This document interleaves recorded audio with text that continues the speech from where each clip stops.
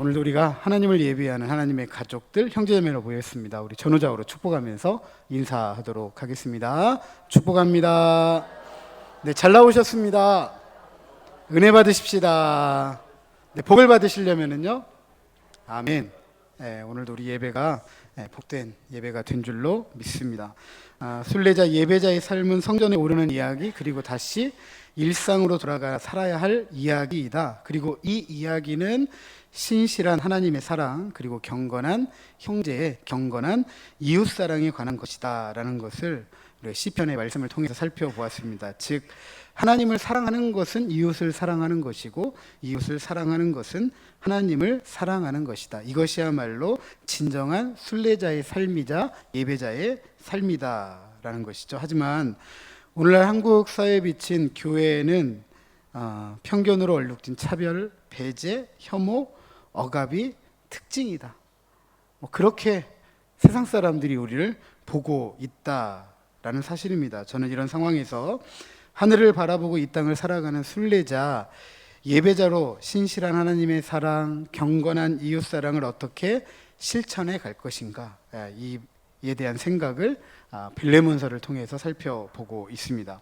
바울이 사랑하는 동역자 빌레몬에게 편지를 쓰면서 빌레몬에게서 도망쳤던 죄인, 노예 오네시모가 바울에게 사랑받는 동역자가 되었기 때문에 오네시모를 너도 동역자로 받아들이라는 요구의 편지, 그리고 교회 공동체가 빌레몬이 오네시모를 동역자로 받아들일 수 있도록 사려 깊은 격려자가 되어줄 것을 요구하면서 이 편지를 쓴 내용이 바로 빌레몬서입니다.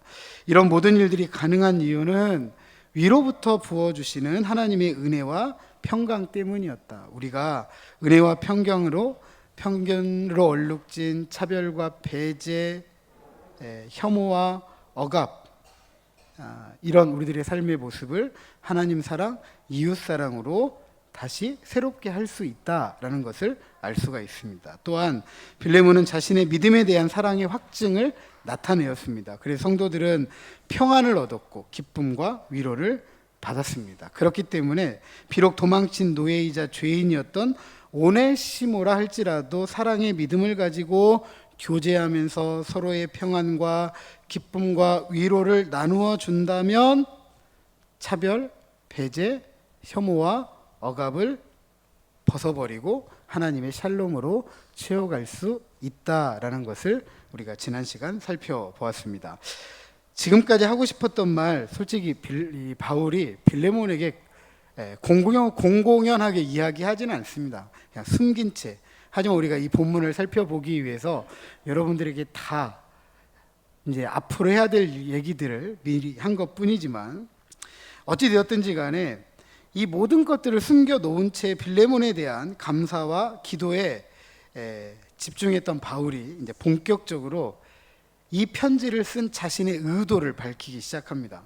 이 의도를 밝힘에 있어서 바울은 빌레몬에게 이렇게 이야기합니다. 내가 너에게 마땅히 요구할 수 있다. 다시 말씀드리면 내가 그렇게 명령할 수 있다. 나는 그 정도의 위치에 있다라고 먼저 이야기합니다. 그도 그럴 것이 빌레몬이 동역자였지만 그리스도 안에서 가지고 있는 사도적인 권위가 있잖아요, 바울에게는. 그러니까 마땅히 사도적인 권위로 이야기하면 당연히 빌레몬은 그것을 따를 수밖에 없기 때문이죠. 그리고 지난 시간에 나누었던 것처럼 빌레몬이 주 예수와 성도들에게 보였던 믿음과 사랑, 이것은 죄인이자 노예였던 오네시모까지 확장이 되어야 돼. 내가 하고 싶은 사람만이 아니라 내가 비록 하고 싶지 않을지라도 그것이 하나님의 말씀이기 때문에 그걸 자연스럽게 해야 된다라는 것이죠. 그러니까 이건 명령이죠. 권위에 대한 복종을 요구할 수 있다라는 사실입니다. 그래서 바울은 빌레몬에게 그리스도 안에서 아주 담대하게 내게 마땅한 일로 명할 수 있다라고 합니다. 이 구절에서 중요한 단어는 담대하게입니다. 담대하게.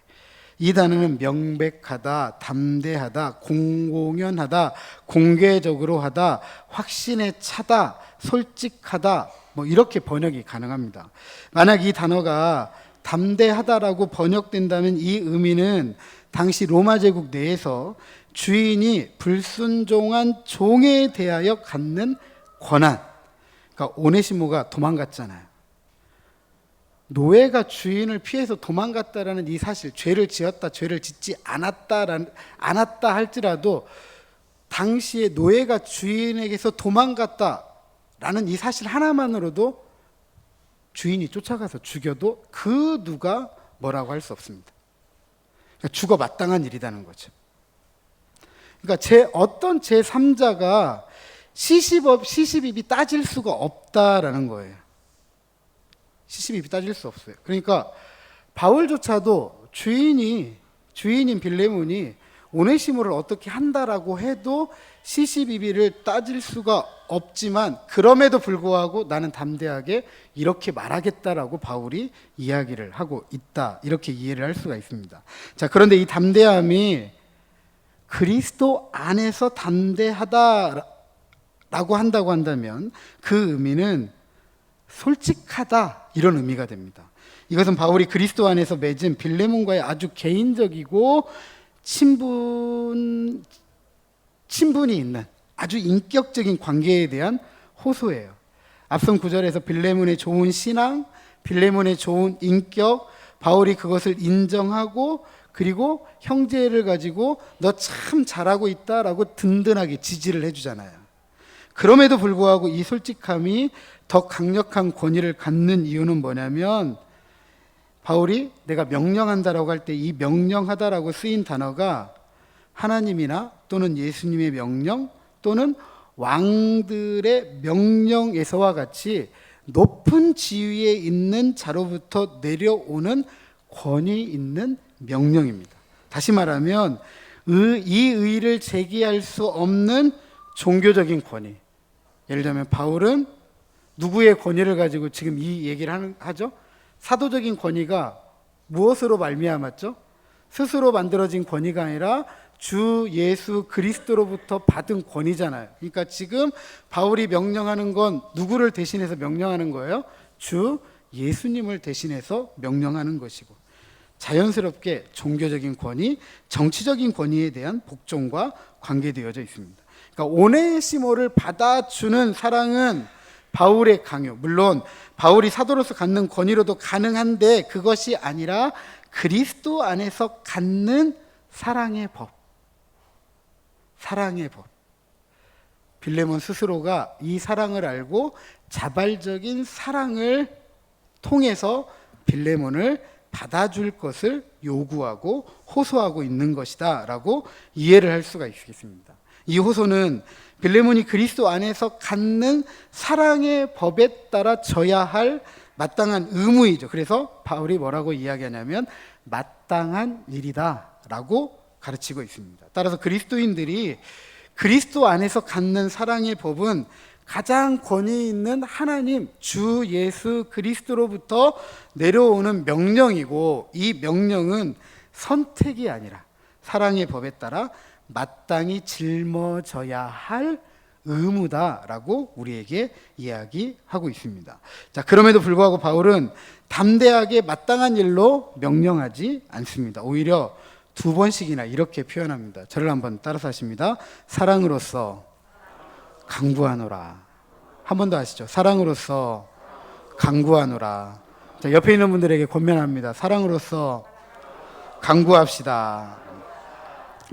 네, 9절 또 10절에 네게 강구하노라 이렇게 기록하고 있습니다. 다시 말해서 결정을 다른 누구에게 맡기는 것이 아니라 자의에 의해서 자기가 스스로 선택함에 의해서 이루어지기를 바라는 마음이죠. 그러니까 바울이 명령할 수 있어요. 명령하면 바울이 시켰으니까 그렇게 할 수 있지만 그거 말고 네가 아는 것, 네가 그리스도 안에서 알았던 것, 깨달았던 것, 그리스도께서 주신 지식 그걸 가지고 스스로 어떻게 하라고요? 선택해서 그것을 행하라고 말하는 거예요. 근데 바울의 사랑의 강구 앞에는 정관사가 놓여 있어요. 정관사라는 말은 이런 말이에요. 꼭 그거 어떤 명사가 있는데 그 명사를 한정시켜 주는 거예요. 사랑인데 그 사랑이에요. 많은 사랑이 있는데 꼭 그 사랑. 그럼 바울이 말하는 그 사랑은 뭘까요? 하나님의 사랑, 예수 그리스도의 사랑이겠죠. 그러니까 사랑인 사랑인데 특정한 사랑이라고 말하는 거죠. 이미 말씀드렸던 것처럼 바울의 이 사랑의 강구는 그리스도 안에서 갖는 사랑의 법, 이 권위에 대해서 자발적으로 따르라라고 간구하고 있는 것입니다. 또한 이것은 앞선 빌레몬이 주 예수와 및 모든 성도에 대한 사랑을 언급한 것이기도 하고요. 따라서 그리스도인들이 갖는 사랑의 법은 상호 간의 관계를 지배하는 최고의 법이 되어야 됩니다. 그 어떠한 법도 이 법을 뛰어넘는 법이 없어요. 그리스도 안에서 갖는 사랑의 법. 그런데 오늘날 그리스도인들이 이 사랑의 법을 버렸어요. 이건 버리고 다 어디로 가요? 교회 안에서 문제가 생기고 다툼이 생기면 어디 가요? 성경은 이게 최고의 법이라고 가르치는데 이걸 안 따르니까 세상 법원에 가요. 근데 여러분 아십니까? 세상 법원에 갔다고 따르던가요? 이기면 좋고 지면 어떻게 하죠? 누가 틀렸다고 해요? 판결한 사람이 틀렸다고 하잖아요. 그죠? 여기서도 안 따라주는데 저기 가면 따라주겠어요? 근데 문제는 뭐냐면 교회 안의 최고의 법은 강제적인 게 없어요. 그죠? 응? 제지하는 것도 없고 억압하는 것도 없고 강제하는 게 없어요. 그러니까 교회의 사랑의 법은 아주 우습게 알고 세상 법은 강제하는 게 있고 억압하는 게 있으니까 최고로 생각하는데 그것도 요즘 안 받아들이잖아요. 요즘. 그죠? 또 그게 시대에 따라 변하잖아요. 예전에는 맞았는데 지금은 틀리대요. 옛날에는 틀렸는데 지금은 맞대요. 그렇게 변하는 것에 우리의 삶을 내어 맡기고 살아가니까 사람들이 혼잡한 거죠. 어지럽고. 우리가 먼저 오늘 이 한 가지는 좀 유념하시면 좋을 것 같습니다. 그리스도인들이 갖는 이 사랑의 법은 상호 간의 관계를 지배하는 최고의 법이다. 아멘. 아멘. 성경은 이렇게 이야기합니다. 베드로전서에 사랑은 뭣도 덮는데요? 허다한 죄도 덮는데. 아멘. 허다한 죄를 덮는 사랑의 법. 이게 가장 큰 법이지 그 어떤 법이 이것보다 큰 법이 있겠느냐는 거죠. 이 법은 남녀노소 빈부귀천 쥐고와 따지지 않는 법이잖아요. 그죠? 앞서 말씀드렸던 것처럼 사랑은 허다한 죄도 덮기 때문입니다. 사랑의 강구라는 바울 나이가 많았어요. 나이가 많다라고 번역된 헬라어는 우리가 잘 알고 있는 대사, 사신 이것과 비슷한 단어입니다. 이 교호적으로 사용되는 단어예요. 그러니까 다시 말씀드리면 나이가 많다라는 건 나 그런 말 할 자격은 된다 이 얘기예요. 그런 말 할 자격은 된다. 그런 권위를 가지고 있다. 그러니까 내가 지금 자발적인 사랑의 법을 따르라고 말하는데 나 그렇게 말할 만해. 왜냐하면 내가 그리스도의 대사이고 사신이기 때문에 이렇게 말하고 있는 것입니다. 중요한 건 바울이 자기가 대사이든 사신이든 나이가 많든 지금 빌레몬과 뭔 얘기를 하고 싶냐면 너 나하고 친하잖아. 너 나하고 인격적으로 친분이 있잖아. 적어도 그리스도 안에서 너하고 나하고 맺은 기본적인 관계가 있잖아. 그리고 그 관계의 기초는 사랑의 법이잖아. 이걸 이야기하고자 끊임없이 다양한 이야기를 하고 있는 거예요. 여러분, 우리도 어려운 얘기할 때 본론으로 바로 들어가세요. 더 쉽게 말씀드리죠. 돈 얘기할 때 돈 빌려줘 이렇게 이야기하세요? 그렇게 않잖아요. 뭐부터 이야기하죠? 또 나하고 좀 괜찮잖아.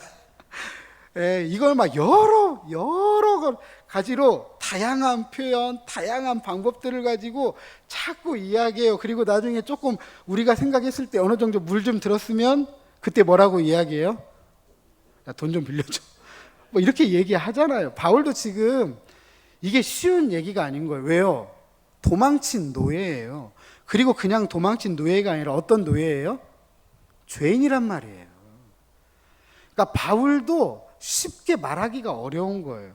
명령은 할 수 있는데 한다고 우리가 다 마음이 활짝 열리고 쉽게 따라가 주면 좋겠지만 다 똑같은 마음은 아니잖아요. 앞서 말씀드렸지만 우리 모두가 사랑은 허다한 죄도 덮기 때문에 사랑의 법이 최고의 우리 그리스도 안에서 상호 간의 관계를 지배하는 법이 되어야 된다라고 우리 얘기는 하지만 막상 우리에게 닥친 어려움이 생기면 그것이 교회 안에 생기면 사랑의 법에 호소하기보다는 그죠? 세상의 법에 호소할 때가 많잖아요. 우리 생각 달라요. 생각이 달라요. 그러니까 어떻게 하면 이 생각을 잘 맞추어 볼 수 있을까? 지금 바울도 굉장히 노력하는 거예요. 쉽게 말씀드리면 방 뜨겁게 하려고 뭐 하고 있는 거예요, 지금? 계속 군부를 지피는 거예요. 활활 타오도록. 그런데 중요한 건 뭐예요? 나이가 많고 사신이든 대사든 지금 바울이 빌레몬에게 호소하는 건 사랑이죠. 누구에 대한 사랑이에요? 너와 나에 대한 사랑일 뿐만 아니라 오네시모에 대한 사랑에 대한 호소입니다. 또한 그리스도 예수를 위하여 갇힌 자가 되었다라고 이야기합니다. 1절에 살핀 바 있는데요. 바울은 자신의 희생을 강조하면서 예수를 위한 희생의 섬김이다. 그러니까 너도 그리스도 안에서 갇힌 사람이라고 한다면 어떻게 알아요? 예수님을 위해서 희생하는 섬김을 통해 누구를 받아들여라? 오네시모를 받아들여라. 그 오네시모가 누구예요? 도망친 노예, 죄인 노예. 그런 오네시모를 받아주라 라고 하는 것입니다. 자, 바울의 사랑의 강구, 빌레몬의 사랑의 희생이 요구되는 것은 앞서 말씀드렸던 것처럼 노예이자 죄인이었던 오네시모 때문이잖아요. 10절에 이르서야 바울이 정말 오네시모 이름을 언급하는 거예요. 앞에서는 한 번도 오네시모 이름 꺼내지 않았어요. 우리가 오네시모 몇 번 얘기했지만 정작 앞에서 바울은 얘기하지 않아요. 이제야 얘기합니다. 이 오네시모를 위해 바울은 담대하게 마땅한 일로 명하지 않고 어떻게 이야기했다고요? 사랑의 간구로 호소했습니다. 지금까지 꼭 참아왔던 이야기, 오네시모에 대한 특별한 빌레몬의 배려에 대해서 말하고 있는 것이죠. 그러나 빌레몬은 놀라지 않을 수 없죠. 그죠? 왜냐하면 자기에게서 도망간 이후에 이 오네시모에 대해서 들었던 처음 이야기예요. 처음 이야기. 자기한테 도망갔으니까 찾긴 찾았겠죠. 그런데 오네시모를 찾을 길이 없었고 오네시모가 어떻게 됐다는 얘기를 별로 들을 길이 없었는데 처음 바울로부터 얘기를 듣는 거예요. 만약에 이 얘기를 진즉에 바울에게 있다라는 이야기를 들었다고 한다면 빌레몬에게 바울이 굳이 이렇게 편지 안 썼겠죠. 그죠? 아마 빌레몬이 먼저 찾아갔던지 빌레몬이 종을 보내가지고 오네시모를 데리고 왔던지 뭔가 조치를 취했겠죠. 아니면 바울에게 편지 써가지고 이놈이 나한테 도망간 죄인이라고, 이놈 나쁜 놈이라고 아마 이런 이야기를 했을 거예요. 그런데 바울은 그런 이야기를 언급하지 않아요. 그죠? 그러니까 빌레몬이 처음 듣는 이야기예요. 처음 듣는 이야기이고 앞서 말씀드렸지만 도망간 종들에 대한 이야기 다 처형이에요. 죽을 수밖에 없어요. 심지어 도망간 노예를 살려준 사람도 처벌을 받아요. 처벌을 알려줘야 돼요. 이놈이 누구의 종인데 여기에 왔다라고 알려줘야 돼. 이게 의무예요. 서로에 대한 매너라고 해야 될까요? 주인인 사람들 사이에 서로에 대한 지켜야 될 의무사항인 거죠. 처음에 말씀드렸지만 어떤 분들은 이 오네시모가 아마 빌레몬의 돈을 훔쳐서 도망갔다 이렇게 생각하는 분들이 좀 많아요. 그런데 성경에는 빌레몬이 돈을 훔쳐 도망갔다라는 이야기는 없기 때문에 그냥 그럴 것이다라고 생각할 뿐이다. 그런데 문제는 뭐죠? 노예가 주인을 피해서 도망갔잖아요. 재산상 피해가 엄청나잖아요. 오늘날 뭐 노예를 두고 살아가는 시대가 아니니까 좀 이해는 할 수 없겠지만 그 당시에는 이것이 보편적인 삶의 한 방식이었기 때문에 주인에게 있어서 노예가 도망가는 건 노동력, 시간, 물질적 손해와 피해가 컸다라는 걸 알 수 있고, 무엇보다도 내 집에서 데리고 있던 이 노예가 도망갔다. 배신감이 얼마나 크겠어요. 그래도 빌레몬 정도 되면 험하게 다루진 않았을 거라고 생각이 돼요. 그 당시 예수 믿는 사람들은 종도 상정과 같이, 에베소의 말씀에 보면 종도 상정과 같이, 그러니까 예배 자리에 나오면 함께 예배하고 함께 하나님의 사랑으로 인정받는 공간이었기 때문에 그런 노예가 도망갔다고 하면 그 배신감은 굉장히 컸겠죠. 이 모든 것을 생각해 본다라고 한다면 오네시모가 받아야 될 다양한 징벌적 요소들을 생각해 보면 오네시모는 평생 도망자로 살아야 되죠. 네, 잡히면 끝장이잖아요. 평생 도망자로 살아야만 했을 것입니다. 그런 그를 바울이 갇힌 자 중에 낳은 아들이다. 바울이 예수 그리스도를 위해 갇힌 자 되었을 때 바울의 사역을 통해서 회심하고 그리스도께 인도한 사람이다 라고 부르고 있고, 디모데와 디도에게만 사용했던 아들이라는 표현을 지금 오네시모에게 썼다. 그만큼 친밀하다. 육신의 아비가 자녀를 낳은 것처럼 이 오네시모의 모든 필요를 책임지고 돌보는 사람이 되었다. 이런 의미가 담겨져 있습니다. 이것이 바울이 오네시모의 영적 부모가 되었다라는 것을 의미하고, 오네시모와 같은 이 사람에게 아들이라고 언급한 것은 당시에 사회적으로 파장이 큰 일이죠. 쉽지 않은 일이에요. 그러니까 오늘날에도 죄인을 내 아들이라고 삼으면 쉬우시겠어요? 입양도 쉽지 않잖아요. 그죠? 저희 아내하고도 입양 얘기 해본 적이 있어요. 둘 낳고 하나는 데려다 키울까? 그런 생각도 해본 적이 있습니다. 근데 하지는 못했어요. 못할 것 같더라고요. 나중에 커가지고 이 아이가 자신의 정체성에 대해서 묻고 그거에 대해서 갈등할 때 나는 그것을 케어할 수 있을까? 우리는 그걸 돌볼 수 있을까? 솔직히 저는 좀 그런 게 두려웠어요. 그래서 하지 못했어요. 근데 실제로 그렇게 하시는 분들이 참 많다는 거 보고 저는 좀 부끄럽기도 하고 한편으로는 감사하기도 하고 고맙기도 하더라고요. 그리고 제가 알고 있는 목사님들 중에는 이런 분들도 있습니다. 위탁가정. 아이를 키울 수 없는 가정의 아이를 위탁받아서 키워요. 근데 이거 키우는 것도 쉽지 않더라고요. 언젠가 그 목사님하고 이야기를 하는데 때릴 수도 없고, 차라리 내 자식이면 한 대라도 때리고 뭐라고 하겠는데 위탁받은 아이이기 때문에 혼은 내는데 때릴 수가 없는 거예요. 때릴 수가 없는 거예요. 마음은 잘 키우고 싶은데 꼭 때린다고 잘 키우는 건 아닙니다. 여러분 오해는 하지 마세요. 그런데 더 잘 키우고 싶은데 안 따라오는데 그때는 마음에서 그런 속상함이 생기더라. 이런 이야기를 하시더라고요. 이런 이야기들을. 생각해 보세요. 다른 아이, 죄가 없고 어린아이들 데려다 키우는 것도 이 정도로 힘들어요. 그런데 다 커가지고 죄인이었어요. 다른 사람을 피해 도망다니는 도망자예요. 그런 사람을 내 아들이다? 쉽지 않아요. 쉽지 않아요. 굉장한 사회적인 파장을 일으킬 만한 일이죠. 그럼에도 불구하고 바울이 아들 삼은 이유는 딱 한 가지요. 누구의 사랑 때문에? 예수 그리스도의 사랑 때문에 아들을 삼았고, 빌레몬에게도 요구하는 게 뭐냐면 예수 그리스도의 사랑 때문에 너도 동역자로, 형제로 받아들일 것을 호소하고 있는 것입니다.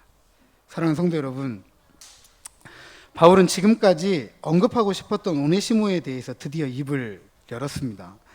오네시모에 대해서 바울은 빌레몬에게 마땅한 말로 말할 수 있었어요. 하지만 바울은 그리스도 안에서 갖는 사랑의 법, 이 법이 갖는 권위에 빌레몬이 자발적으로 순종하기를 호소합니다. 이 호소는 빌레몬이 짊어져야 될 마땅한 의무이죠.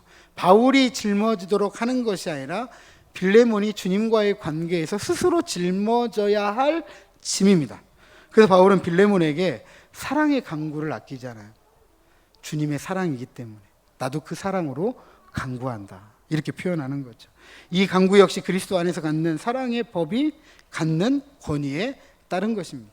왜냐하면 사랑은 허다한 죄를 덮기 때문입니다. 하나님은 사랑이시고 그 사랑은 우리들의 죄를 용서하시기 위해 자기 아들을 십자가에 내어주시는 그런 사랑이었습니다. 그리고 우리는 그 사랑을 힘입어서 죄사함 받았고 하나님의 자녀가 되었습니다. 그래서 노예이자 죄인이었던 오네시모를 바울은 우리들의 죄를 짊어지고 십자가 위에 죽임을 당한 그리스도의 사랑으로 받아줄 것을 빌레몬에게 호소하는 것입니다. 여기에서 유념해야 될 것은 명령이 아니라 자발적인 순종입니다. 다시 말해서 편견으로 얼룩진 차별과 배제, 혐오와 억압에서 벗어나서 하나님의 샬롬을 함께 누리기 위해 교회에 필요한 것은 그리스도의 사랑의 법에 자발적으로 순종하는 거예요. 우리가 삶을 살아가면서 왜 싫은 사람 없겠어요? 저도 싫은 사람 있어요. 저도 싫은 사람 있고, 또 살다 보면 여러분 모든 사람을 다 똑같이 대하던가요? 여러분 그렇게 대하세요? 그렇게 대하시냐고요? 죄송하지만 자녀들도 똑같이 안 대할걸요. 그래도 이쁜 놈이 있고 조금 미운 놈이 있어요. 그죠? 저만 그런가요? 항상 저만 세속적인 것 같아요. 우리 다 그렇게 살아요. 네. 제가 잘 살아서 여러분들에게 그런 얘기 하는 게 아니에요. 저도 그렇게 살지 못하기 때문에 우리 이렇게 살아봅시다라고 말씀을 드리는 거예요. 우리가 살아가는 세상이 그래요. 정도의 차이가 있을 뿐이지 다 차별하고요. 솔직히 우리 모두하고 어울리지 않잖아요. 때로는 이 사람 빼고 싶잖아요. 어쩔 수 없이 찾아오면 그냥 그러려니 하고 있지만 왜 왔어? 이런 분 있잖아요. 저도 그런데 뭐 정도의 차이가 있을 뿐이에요. 우리 미운 사람 있잖아요. 그죠? 없어요? 왜 항상 저만 밉지? 다 있어요. 정도의 차이가 있을 뿐이에요. 크고 작은 뿐이에요. 우리가 이렇게 앉아 있으니까 다 그냥 괜찮은 것처럼 보이지만 우리가 살아가는 삶의 자리로 돌아가면 정말 죄송한 이야기지만 우리 괜찮지 않을 때가 참 많아요. 괜찮지 않을 때가. 근데 성경은 우리에게 남녀노소 빈부귀천 주의고와 막론하고 심지어 노예이었지만 죄인이었지만 오네시모와 같은 사람이라 할지라도 어떻게 하라고요? 편견을 가지고 차별하지 말고 배제하지 말고 혐오하지 말고 억압하지 말고 그리스도의 사랑으로 안아줄 수 있는 그런 삶을 선택할 때 하나님의 샬롬, 하나님의 평화를 이루어갈 수 있다라고 우리에게 이야기하는 것입니다. 하나님이 사랑이시기 때문에 그 사랑을 아는 사람들이 그 하나님의 사랑을 자발적으로 실천할 때 바로 그 사람이 하나님의 성품에 참여하는 사람인 것입니다. 그럴 때 나도 살고 너도 살고 우리가 살 수 있습니다. 과학자들이 그래요. 생물학자들이 특별히 그런 얘기 참 많이 합니다. 지구상에 많은 생물들이 있었는데 많은 생물들이 사라졌어요. 그 많은 생물들 중에 가장 많이 사라진 생물들이 뭐냐면 대형 동물들이에요. 대형 동물들. 오늘날에는 볼 수 없는 큰 동물들 있잖아요. 근데 오늘날에도 대형 동물들이 우리 주변에서 많이 사라져 가고 있습니다. 기후위기라고 이야기하고 기후위기의 전반적인 책임은 누구에게 있죠? 동물들이 그렇게 했나요? 아니잖아요. 우리가 조금 더 좋은 음식 먹겠다고, 좀 잘 먹겠다고, 맛있는 거 먹겠다고 우리가 만들어 온 환경이 결국 기후 위기를 낳았거든요.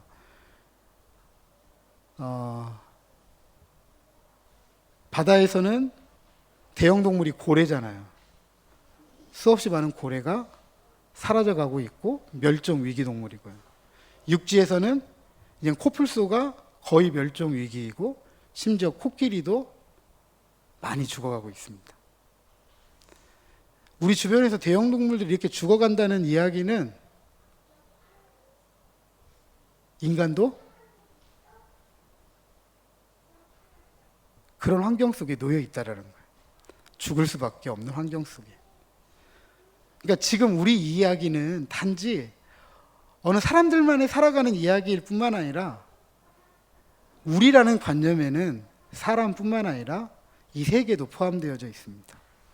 내가 살고 너가 살고 우리가 살기 위해서는 우리 모두의 노력이 필요해요. 우리 모두의 노력.